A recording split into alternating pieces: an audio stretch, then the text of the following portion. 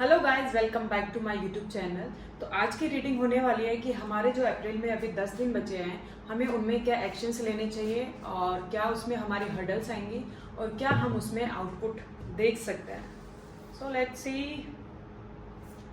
The action you need to take, hurdles that will come in between, and what will be the outcome for the 10 days which are left in April. And the action you need to take is the justice card. अब तक आपने जो चीज़ें की हैं उसमें आपने अगर कैलकुलेटिव स्टेप्स या रिस्क नहीं लिए हैं तो ये टाइम है कि अभी आपको थोड़ा सा अपनी चीज़ों के साथ, खुद के साथ, ये जो आप सपना देख रहे हो उसके साथ फेयर होना ही पड़ेगा।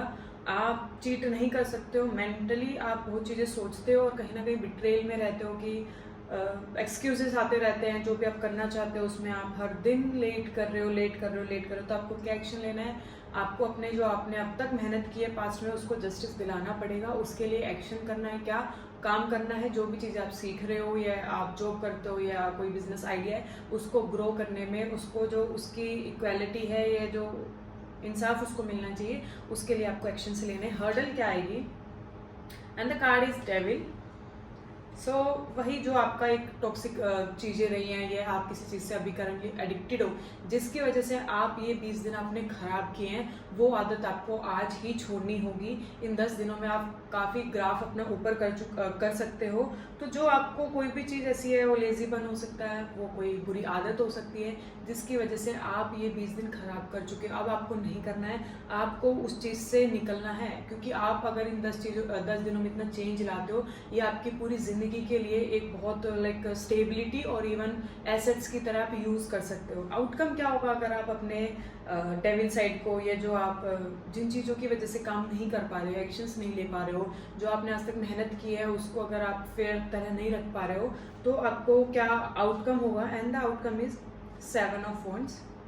सिचुएशन ऐसी आएगी कि आपके पास बहुत सारी अपॉर्चुनिटीज़ आएगी, चैलेंजेस आएंगे, आपको फियर्स आएंगे चीज़ों के जो आप आज तक ओवरकम कर चुके हो।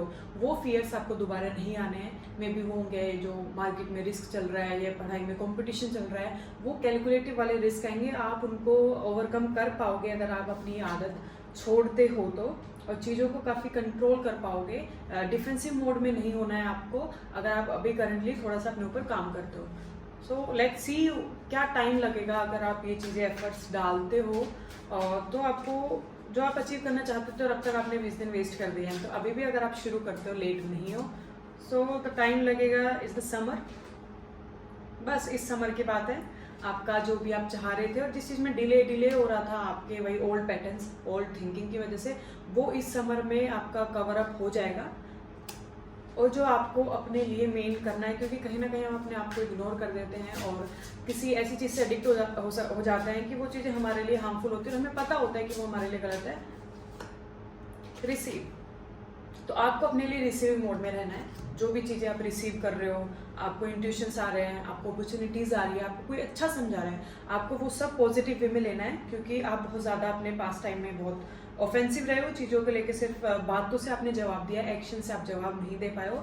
तो जो आपने मेहनत की है आपको तो पता है, इसलिए आप ऑफेंसिव हो जाते हो, लेकिन लोगों को रिजल्ट चाहिए होता है।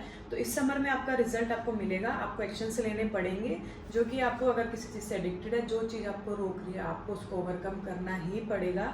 आपको रिसीविंग मोड में रहना है। जो भी चीज़ें पॉजिटिवनेस आ रही है, अगर कहीं से कोई हाथ आ रहा है, आपको कोई मदद करना चाह रहा है, तो उसका वॉर्म वेलकम हो, ना कि आप डिफेंसिव मोड में उसको करो। तो बेस्ट टाइम हो सकता है, 10 दिन आपके लाइफ चेंजिंग हो सकते हैं। Please go for it. I hope this resonates with you and help you a lot. So thank you for watching. Please subscribe my channel.